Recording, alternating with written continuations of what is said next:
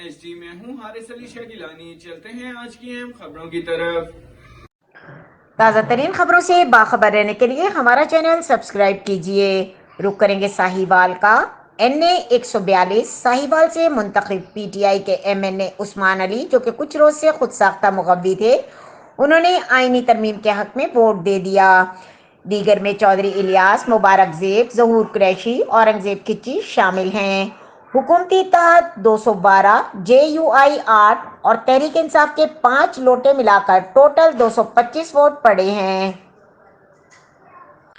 26ویں آئینی ترمیم وزیر اعظم نے منظوری کے بعد صدر کو بھجوا دی۔ اس آئینی ترمیمی کا مقصد نئے چیف جسٹس کا راستہ روکنا اور جوڈیشل کمیشن کو NAs تابع کرنا ہے، جس سے عدالتی نظام کٹ پتلی بن کر رہ جائے گا۔